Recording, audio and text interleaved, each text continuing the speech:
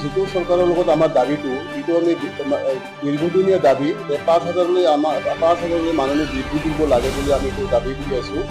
প্ৰত্যেক বিধানসভা চলাৰ সময়তে আমি এইটো মানে ছ'চিয়েল আন্দোলনৰ আগতে লাষ্টগেটত কৰিছিলোঁ, এতিয়া লাষ্টগেটৰ পৰা ছ'চিয়েলত যেতিয়া আন্দোলন হ'ব, এতিয়া 22 তাৰিখে যিটো বিধানসভা চলিব, এই বিধানসভাৰ 22 তাৰিখৰ প্ৰথম দিনাখনে ছ'চিয়েলত আন্দোলন হ'ব। আমাৰ দাবী হ'ল এই যে 2005 চনৰ পৰা ৰন্ধন কৰ্মচাৰীসকলে কাম কৰি আছে, আজি 19 বছৰ ধৰি সিহঁতৰ দৰমহা একদম কোনোধৰণৰ বৃদ্ধি হোৱা নাই। মাত্ৰ 500 টকা ৰাজ্যিক চৰকাৰে 2021 বৃদ্ধি কৰিছিলে 500 টকা। এই 500 টকা আৰু মানে কেন্দ্ৰ চৰকাৰে দিয়া 1,000 টকা, এই 1,000 আৰু 500 টকা 1,500 টকা, এই 1,500 টকা মিলাই পেলাই কণ্টিনিউ সিহঁতে মানে প্ৰত্যেক মাহে নিয়মীয়াকৈ দিয়াৰ এটা সিদ্ধান্ত গ্ৰহণ কৰিছিল চৰকাৰে। কিন্তু কথা হ'ল এতিয়া পৰিতাপৰ বিষয় এয়ে যে মানে 1,000 টকাটো দিয়ে, 500 টকাটো আকৌ বেলেগ 4 মাহ 5 মাহ থাকে আকৌ দিয়ে, আকৌ মানে আন্দোলন কৰিব লাগে তেনেকুৱা।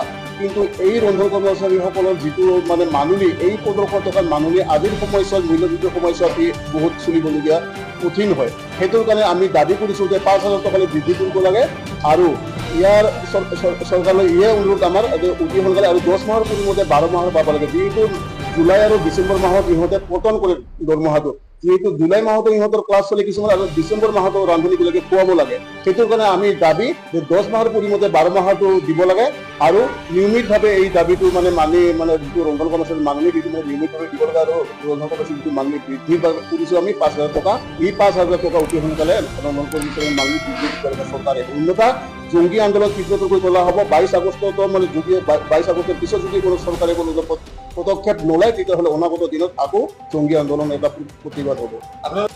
এতিয়া ৰন্ধন কৰ্মচাৰী আগতে আছিল 20 লাখ, এতিয়া বহুতো ৰান্ধনী কটন যোৱাৰ কাৰণে হ'ল কিছুমান MLA ৰান্ধনীবিলাকৰ মিলাই দিছে, সেইটো কাৰণে বৰ্তমান 8 লাখ 1,08,000 ৰান্ধনী আছে।